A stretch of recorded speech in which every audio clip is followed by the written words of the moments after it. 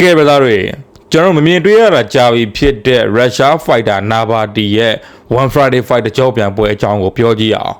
ဒီပွဲမှာ Navati က Thai Fighter Yoaku နဲ့ထိုးရပါမယ်အဲ့တော့ထိတ်ကနေပဲပိတ်ပြီးတော့ပြောတယ်ပဲပြောပေါ့နော်ကျွန်တော်ကတော့ဒီပွဲကိုလုံးဝ Navati ပဲလုံးဝနိုင်ဖို့များတယ်ဘာလို့လဲဆိုတော့နံပါတ်1အနေနဲ့ Navati ဒီ Fighter ဘောမှာလုံးဝရှုံးမရှိဘူးပုံစံမျိုးစုံ fighter တွေကိုအနိုင်ယူထားဖို့တယ် confidence level က so high ပဲဒါအပြင် skill ကလည်း so high ပဲလက်ရှိ banner weight တန်းမှာဆိုလို့ရှိရင် Russia fighter အချင်းတူတယ်ဆိုရင်တော့မှပဲ Navati ရဲ့ level က so high ပဲဒါကနံပါတ်1တစ်ချက်ပေါ့နော်နံပါတ်2တစ်ချက်ကပါလဲဆိုလို့ရှိရင်သူ့ရဲ့ fight IQ နဲ့ကစားဟန်ပေါင်းစပ်ထားတဲ့ပုံစံပါNavati ရဲ့ကစားဟန်ကိုကြည့်လိုက်မယ်ဆိုလို့ရှိရင် Navati ဒီတိုက်စစ်ဆင်ရမယ်ဆိုလို့ရှိရင်လည်းလှပါနဲ့ step by step ဆင်နိုင်တယ်ဟုတ်ပြီကောင်တာကစားရမယ်ဆိုလို့ရှိရင်လှပါနဲ့ step by step ကောင်တာကိုကစားနိုင်ပြန်တယ်အဲ့တော့ဆွဲဆုံးရတဲ့ fighter လို့ပြောလို့ရတယ်ပို့ပြီးတော့စိုးသွားတာကကွင်းတကွင်းလုံးကိုချိန်လုံးပတ်ပြီးတော့ကစားနေနိုင်တာအခု1 championship ရဲ့ဒီ Navati တို့လို level ပေါ့ champion level champion ပဲကြည့်ဒါမှမဟုတ်ရှင် ranking တွင်းဝင်နေတဲ့ fighter တွေကိုပဲကြည့်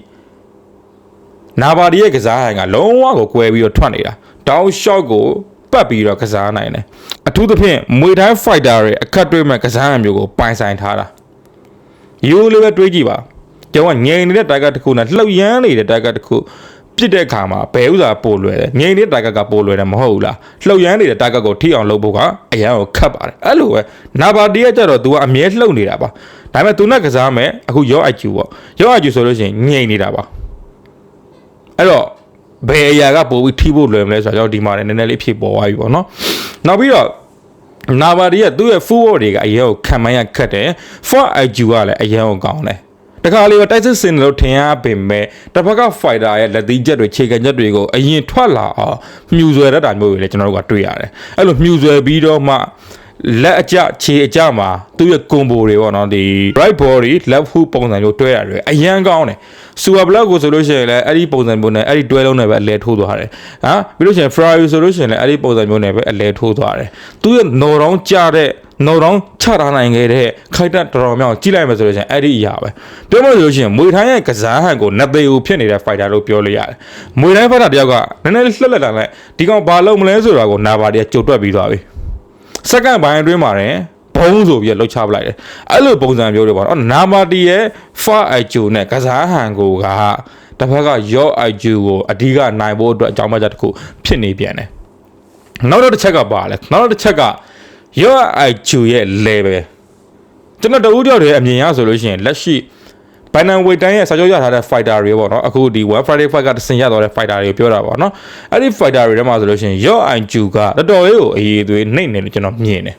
သူရဲ့ fight record ကိုကြီးလိုက်မယ်ဆိုလို့ရှိရင်တော့ရှုံးပွဲကတော်တော်လေးကိုနည်းတယ်တပွဲလားဒါပဲရှိတယ်10ပွဲထပ်နိုင်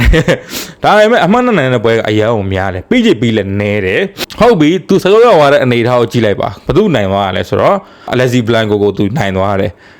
Alexi Blanco ကိုအလဲထုံးနဲ့နိုင်အောင်လောင်းနဲ့ကျွန်တော်တို့ကဒီ fighter ကိုအရင်အထင်ကြီးလို့မရအောင် Alexi Blanco ဆိုတာကအသက်အရွယ်လည်းကြီးနေတယ်လို့အခုနောက်မှာရလက်တွေကအကုန်စိုးနေတာတွေ့တဲ့ fighter တိုင်းကသူ့အမှောက်သိမ့်နေတဲ့အနေအထားရှိတယ်အဲ့ဒီလို fighter မျိုးကိုလဲခုနနိုင်ရအောင်လောင်းနဲ့ကျွန်တော်တို့ကဆက်ကြပေးလိုက်တယ်ဆိုတာကတော့သိပြီးတော့ဘုံဝင်မကြမိဘူးဒါပေမဲ့သူကပြန်ကောင်းတွေကိုလည်းပြိုင်ဘူးတယ်ဒိုင်ယာကာယာတို့ဘာတို့လည်းနိုင်ဘူးတယ်ပြီးလို့ရှိရင်မာလာဒစတာတို့ဘာတို့လည်းနိုင်ဘူးတယ်တို့ဘယ်လိုပဲနိုင်သွားတယ်ပြောအဲ့ဒီပွဲတွေမှာတကယ်တမ်းခံရတာကရောအကီလို့ပဲကျွန်တော်ကမြင်မိတာပဲနော်အမပစနစ်ရောက်သွားလို့ဒါသူကတောက်လျှောက်နိုင်သွားတဲ့ပုံစံမျိုးလို့ပဲကျွန်တော်ထင်မိတယ်အဲကြောင့်ရောအကီဒီသူရဲ့ကစားဟန်ရောဘယ်လိုပဲကြည့် fight IQ နဲ့ပဲကြည့်banner weight တဲ့ဒီ One Friday Fight ကတဆင်ရသွားတဲ့စကောရောက်သွားတဲ့ fighter တွေထဲမှာတော့အတော်လေး level နှိမ့်တယ်လို့ကျွန်တော်ကတော့မြင်တယ်တခုတော့ရှိမယ် Ratan မိုင်းပေါ့နော် Kieran Navati ကတားမြစ်စေးကြောင်1 championship တစ်နှစ်တိဘန်းတော်ခံထားရတယ်အဲ့တော့ပွဲဝေးသွားတဲ့ fighter တယောက်အတွက်ပုံမှန်လက်ရည်ရှိပါမလားဆိုတာကိုတော့ကျွန်တော်တို့ကစောင့်တော့ကြည့်ရမယ်ဒါပေမဲ့လည်းNavati ကအဲ့လိုဖြစ်လိမ့်မယ်လို့ကျွန်တော်မထင်ဘူးသူကပွဲဘယ်လိုမှမထိုးရပုံမှန်လက်စွမ်းတွေကတော့ရှိလေဦးမယ်လို့ထင်ပါတယ်အဲ့တော့ကျွန်တော်ကတော့ဒီပွဲမှာNavati ဘက်ကပဲတရားကိုင်းတော့အပြည့်ရက်တီခြင်းနဲ့Navati ကန်ကောင်းလို့ရှိရင်အလဲထိုးလို့တော့နိုင်သွားနိုင်တဲ့အနေအထားတစ်ခုရှိပါတယ်ဒါပေမဲ့ ပြိုင်ပွဲကိုလည်းတခုတော့အထင်သေးလို့မရတဲ့အရာတစ်ခုရှိတယ်ဗျအဲ့ဒါပါလဲဆိုတော့သူက PK ဆန်ချိုင်းကဖြစ်နေတာပါ PK ဆန်ချိုင်းကနီးပြတွေကနာပါတီနဲ့ပတ်သက်ပြီးတော့ရှေ့ပွဲတွေမှာပြင်ဆင်ဘူးတာရှိတယ်ကျွန်တော်လေ့လာထားသလောက်ဆိုလို့ရှိရင်ပုံစစ်တွေနဲ့ထိုးဘူးတယ်ပြီးရင်အာဘာတန်တို့နဲ့ထိုးဘူးတယ်အဲ့ဒီ fighter တွေအကုန်လုံးကလည်းမာကုန်မြင့်ကြတယ်အခုရောင်းအိုင်ဂျိုကလည်းမာကုန်တော့မြင့်တယ်ဒါပေမဲ့မတူတာပါလဲဆိုတော့ရောင်းအိုင်ဂျိုကကျတော့ကောင်းတာသမားခုနကအာဘာတန်တို့ပုံစစ်တွေဆိုလို့ရှိရင်တိုက်စစ်ကိုလိုက်ပြီးထိုးတတ်တယ်ပွဲတွေမှာဆိုလို့ရှိရင်နာဘာတီကနည်းနည်းလေးရုန်းကန်ခဲ့ရတဲ့အနေအထားမျိုးလည်းရှိတယ်အလဲမထိုးနိုင်တဲ့အနေအထားမှာပေါ့နော်အနေငယ်လေးရုန်းကန်ခဲ့ရတယ်ဒါ One Friday ဘိုင်းရဲ့အစပိုင်းနေ2023ဝန်းကျင်လောက်ကပေါ့ဒါပေမဲ့ပွဲရတန်မိလာတဲ့အများနာဘာတီကနောက်ပိုင်းတွေမှာအတော်လေးကိုကျန်းလာတယ်နုံတို့လို fighter မျိုးတွေကတော့မှပဲ AAC စအနိုင်တဲ့အနေအထားမျိုးတွေကိုဖြစ်လာတယ်အဲ့တော့အခုလက်ရှိမှာတော့ရောင်းအကြီးကတော့လွယ်မှာတော့မဟုတ်ဘူးဟုတ်တယ် PK ဆိုင်ပိုင်းကဒီပြတွေကတော်တယ်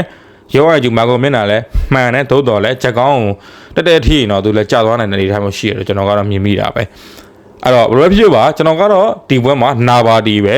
နာဘာတီကိုကျွန်တော်ကဘယ်လောက်ထိအောင်မှန်ထားသလဲဆိုလို့ရှိရင်အခုလက်ရှိဘန်နန်ဝိတ်တန်းရဲ့ချန်ပီယံလောင်းလို့တော့ကျွန်တော်မြင်ထားတယ်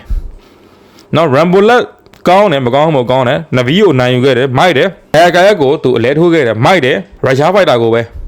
ဒါမှမတူတာကဒိုင်ယာကာရက်ရဲ့ကစားဟန်တို့ပြီးလို့ရှိရင်ခီယိုနာဘာဒီရဲ့ကစားဟန်တို့ကမတူတာပါဒိုင်ယာကာရက်ကကြတော့ငြိမ်ပြီးဆော့တာမင်းမလဲငါလဲကျုံတဲ့ fighter မျိုးခီယိုနာဘာဒီကအဲ့လိုမဟုတ်ဘူးသူများတော့ပဲထိုးမှာသူများထိုးတာသူကအထီးခံတဲ့ fighter မဟုတ်ဒီအတွက်ကြောင့်မို့လို့ဒိုင်ယာကာရက်ထက် level ပိုမြင့်တဲ့ fighter လို့ကျွန်တော်ကမြင်မိတာဒိုင်ယာကာရက်လောက်သူက finishing rate နည်းချင်နည်းလိမ့်မယ်သူရဲ့ကစားဟန်ကြောင့်နည်းချင်နည်းလိမ့်မယ်ဒါပေမဲ့လည်းဒိုင်ယာကာရက်ထက်ပိုပြီးတော့ကစားသမားတွေအတွက်ကစားဖို့ခက်ခဲနေလိမ့်မယ်နာဘာဒီရဲ့ကစားဟန်ကတုံးဝကိုမိုက်တယ်